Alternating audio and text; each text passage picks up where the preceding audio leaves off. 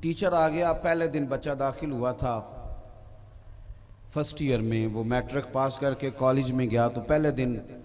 اس کا اردو کا استاد آیا اور اس نے آتے ہی کہا کہ کتابیں نکالو بھائی، توجہ ہے میری بات پر، کتابیں نکالو سبق پڑھنا ہے۔ تو ایک طالب علم نے اٹھ کے کہا استاد جی پہلے آپ اپنی ڈگری بتائیں، آپ ایم اے اردو ہیں کہ نہیں، اور اگر آپ ایم اے اردو ہیں تو پھر آپ نے ایم ایڈ کیا ہے کہ نہیں، مجھے بتائیں کوئی استاد یہ جرت کرنے دے گا؟ اور اگر کوئی اسٹوڈنٹ کہے تو بے ادبی ہے کہ نہیں؟ آپ میری بات اچھی طرح سمجھ لیں کہ جو لائق شاگرد ہوتے ہیں نا وہ اساتذہ سے فیض لیتے ہیں، جو فرما بردار ہوتے ہیں وہ ان سے سیکھا کرتے ہیں، ان کی ڈگریاں نہیں چیک کرتے۔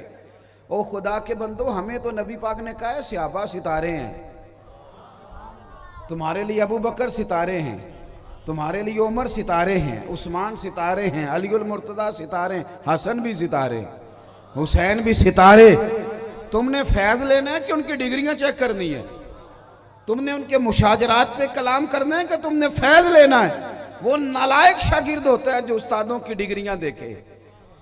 جو ڈگریوں کا پوچھے وہ نالائق ہوتے ہیں، اور جن کو استاد کہنا کتاب نکالو پڑھاؤں گا، چپ کر کے کتاب نکالنے اور استاد کے کہنے پہ چلیں تو اللہ انہیں کامیابیاں عطا فرمایا کرتا ہے۔ ادب کریں، فیض حاصل کریں، ان لوگوں سے لیں، مشاجرات میں نہ الجھیں۔ پہلے نا ہمارے زمانے میں اخبار، تھوڑا سا 15-20 سال پہلے موبائل نہیں تھے، جب ہم پڑھتے تھے تو وہ اخبار زیادہ بکتا تھا جس میں جواب در جواب باتیں چھپتی، ایک نے یہ کہا اور کل پھر اس کے جواب میں دوسرے نے یہ کہا، تو یہ چیزیں چھپتی تھی تو اخباریں زیادہ بکتی تھی۔ جن رسالوں میں مضمون جواب الجواب آتے تھے اخباریں، اب بھی جو جتنا فرقہ پرست بندہ ہو، جتنی آگ زیادہ لگائے، جتنا معاذ اللہ بڑا بے ادب ہو،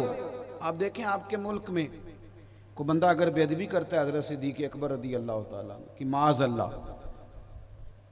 تو اس کو قدر زیادہ پروموٹ کیا جاتا ہے کہ اس کو بڑا بھی جانا جاتا ہے، اور اگلے دن اس کی ٹکٹ بک ہوتی ہے اور وہ سیدھا لندن ہی جاتا ہے۔ کیا مذاق ہے؟ آپ کن چیزوں کو پروموٹ کر